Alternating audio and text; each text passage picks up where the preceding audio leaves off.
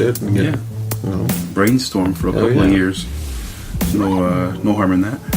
And my last bit of news is a Joker trailer was released. Ooh. Now we can talk about dark ass Joker trailer. Ooh. Even though it's no longer produced by Scorsese, I still get that Scorsese type of feel for it. Too. He did drop out? He dropped out of it, I guess, in the early production stages. Like, you're not casting DiCaprio? Fuck you. Right? That's his favorite son, bro. Yeah. I don't know. To me, that movie takes place in 85 or something like that. But I still get like a late 70s feel just from the cars and the way everyone's dressed. But I don't know. That movie looks really dark and fun. Is it still rated R? Do we know yet? David, you know who the director was? Todd Phillips. Todd Phillips, yeah. Todd Phillips said that they shot it for a rated R. So, okay, all right. As hopefully of now, it doesn't it's get still rated R. Like Venom. Yeah, I was gonna say because Venom was shot for a rated R.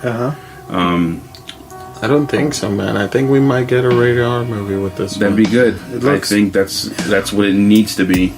It looks very, very intense. Yeah.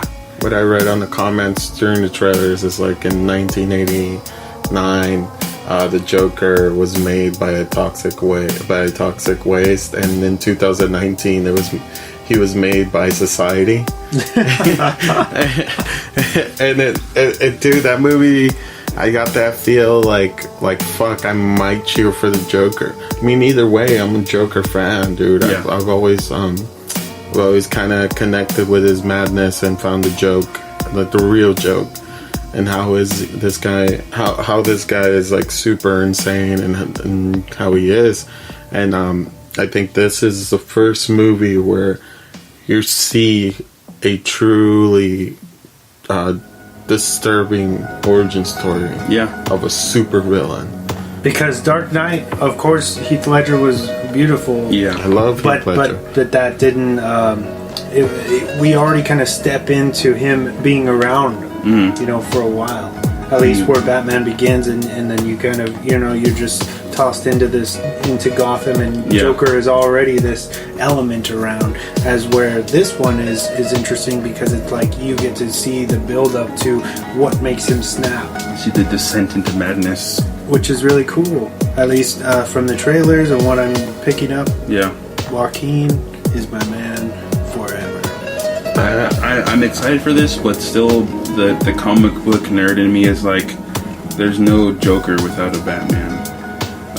That's how I feel. That's the only downside I see in this movie. See, it's gonna all play down to how this movie does. Yeah. If this movie does, if this is a monster, they're gonna end up integrating him somehow. Yeah. With the standalone Batman, we get a new Batman, we have a new Joker. Holy shit, who knows? And some news came out with the Batman one saying that one takes place in the late 90s now, mid to late 90s. So I don't know. But I mean, in this trailer, you see the little kid that Phoenix is like making smile. Yeah, that's Bruce Wayne. Oh, okay. As a kid, so he's like 10 or something. But I don't think this is my theory, and I've seen it a couple of times. I don't think this is a one-off for Joaquin Phoenix. I think this is like his Joker, because I know he wanted to do something like this. He's been clamoring to do something like this, but I think this is like an origin story of the Joker, but I think he might inspire somebody to be the Joker. That's one thing that I heard too, that his character is not the original Joker, but his in the movie is the guy who inspires the Joker to become the Joker. So why is his name Arthur Fleck? I don't know. His name's Arthur Fleck. Yeah, I know. In the movie. Which is an Easter egg because it spells out Affleck. Affleck, yeah. What up? Yeah, but I think this movie looks good, and I like when they asked him, why did you want to do this movie? And he's like, it scares the shit out of me. And I think that's something cool for him to attack something, or to try to accomplish something that is super scary for him to do. Well, if you look at the guy's body of work, he's so dynamic in everything that he's done this far, and he's kind of already a nutcase. And I always say that with love. I love him, you know what I mean? Or at least I think I do. But no, I'm excited to see what he does and how dark Todd goes with the we're only gonna, I guess, see where it goes from here. Once we get maybe a couple more trailers, hopefully no spoiler trailers. Yeah, I know. Holy shit! We get so many of those nowadays. Like, it's ridiculous. Well, from what I've heard from people who are involved in the business, is that studios actually release them on purpose. They'll say, "Hey, we're cutting this final trailer, and it's literally called the spoiler trailer." I wouldn't doubt it. Yeah, and that's why we got the was it Terminator Genesis. Yeah. That last trailer fucking spoils that John Connor is in fact a Terminator. Yep. Why the fuck would you tell us that in the trailer? Yeah, why would you ruin we don't get that Us treatment anymore. Like how the Us trailer. Yeah. Like or Get Out, they tells you nothing about what the movie is. One trailer, right? Uh-huh. Each movie was just one trailer. It's not like all these movies that come out now are 2 to 3 trailers they expect out. Most people expect. It's like they're scared that people aren't going to pay attention, and it's like you're selling people short. Yeah. With they're like, oh, their attention spans or something. Just come out with a trailer that's interesting and gets people talking. How we're talking about this Joker film. Mm-hmm. That's what you want. Yeah. And they could not come out with anything else until the movie comes out, and I think this movie would still do fine. But see, just how we are impressed. There's so many people who are not saying that it's shit. Yeah. That they don't. That he's not crazy enough, and it's like, first of all, they're just showing you snippets, right? Yeah. And why would you want them to show his complete descent? Like, you know what I mean? Why would you want to see everything already? Yeah. That's not the point of a trailer. I think people complain a lot about what we see before the actual movie, that is super ridiculous. It's super stupid, and I think that we need to respect the vision of the director and the producer that are making these movies, because in general, we're not fucking making movies like this. Mm-hmm. Like, we're not going out there and like fucking, like, I'm not gonna lie, I've seen some fucking fan film that are fucking on point. I'm like, why the fuck isn't that guy getting fucking like hired to fucking do all this shit? But then at the same time, I see people that are like constantly complaining about this and that. I'm like, bro, why don't you fucking make it yourself? Why don't you go out there and fucking do it yourself and see how fucking hard it is to film, to edit, to do all this stuff, and to try to please. You're not gonna please everybody. Yeah. But I am a hardcore Joker fan, and I'm glad that they're kind of using some of the source material from Killing Joke, different aspects from Joker comics, because in general, Joker does not have a legit fucking origin story. Yeah. And everybody that's a real Joker fan knows that shit. Knows that they do not have a fucking origin story for Joker. And it changes all the time. So, there's so many different adaptations of it that anyone can be this, they can pull from so many different source materials. It's not like Batman. Batman, they kill his parents, that's it. Boom. Yeah. And that's the story all the way through. Yeah. But yeah, that was my news. I'm glad we got to talk about the trailer. Fuck yeah. It was a badass trailer. I like it. Yeah, it looked good. It looked intense. Diego, any local news? Well, we had that WrestleMania party down in Space Bar.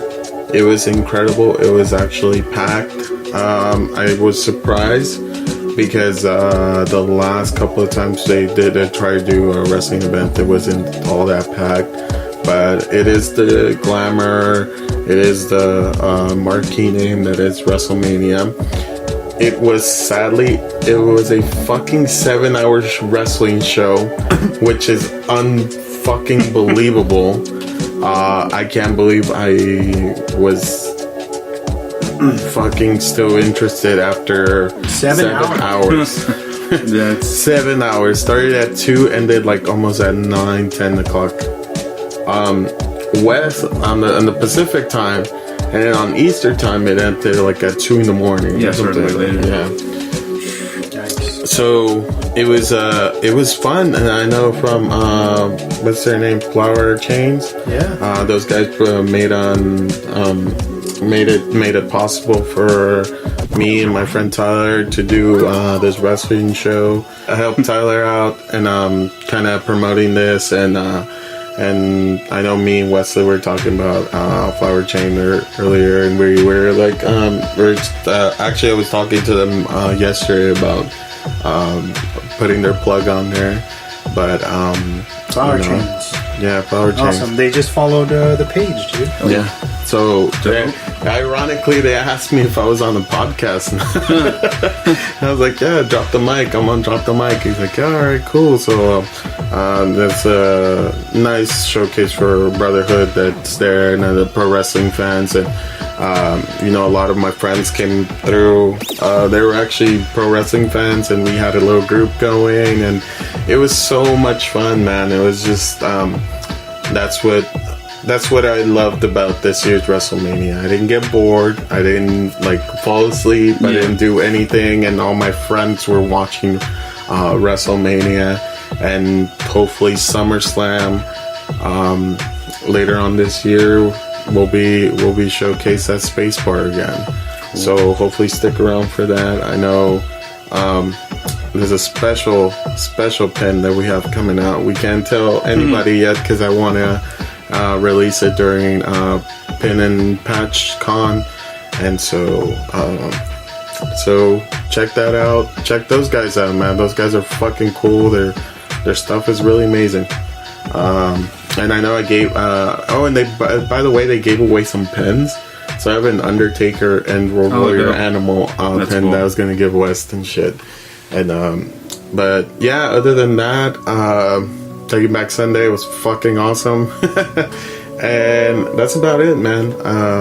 I really didn't have any news. Just watching fucking wrestling for 72 hours and shit non-stop was just fucking crazy. And I did not know I would be able to sustain 72 hours of watching wrestling, and then 3 hours last night of watching fucking Monday Night Raw. Yeah, so I'm kind of pretty fucking burnt out on wrestling right now. Did you see Bret Hart get attacked? Yeah, I was actually watching it live. Yeah, I was actually watching it live. I was simulcasting the New Japan card, the G1 Super card, and I was actually watching the Bret Hart one. And apparently that attacker was an MMA fighter or some shit. He jumped the guard and tackled Bret Hart. Did you see that? Yeah. You sent it. Oh yeah. Punched Bret Hart. Matched up, and one of the wrestlers actually managed to knock him out with one uppercut. He was walking away. Yeah, that was with an uppercut, and he's actually being prosecuted for assault and battery and trespassing. So luckily, this motherfucker hopefully gets what he deserves. I know Bret Hart wasn't. He didn't sustain any injuries. No. Just a shock. Yeah. Hopefully they get this motherfucker. And then, to ruin something like that. Is there a reason why he did it? I think his from what I've heard, he was talking shit on social media about Bret Hart, about the women's main event of WrestleMania, how he would rather sit and watch snails or something like that, something along the line than rather watch women's wrestling, which is not okay, man. Like it's not. You could be a critic, you could be doing whatever, but they don't do the same work that the guys do. Yeah, and don't please, if you're a wrestling fan, if you're any kind of fan, don't be fucking thinking that you bought a ticket and you have a right to attack any performer. Yeah, because they're away from their families, they're away from anything that they have important in their life to go and entertain millions and millions of people. I don't care if it's anybody. You do not go up there and attack somebody, especially a veteran like Bret Hart, who gave his life, and especially a lot of pro wrestlers who give their life, who died in the ring, who are actively doing stuff for Make-A-Wish and all these other organizations and stuff, and it's just terrible. It was fucking horrendous, and I hope this guy gets prosecuted to the full extent.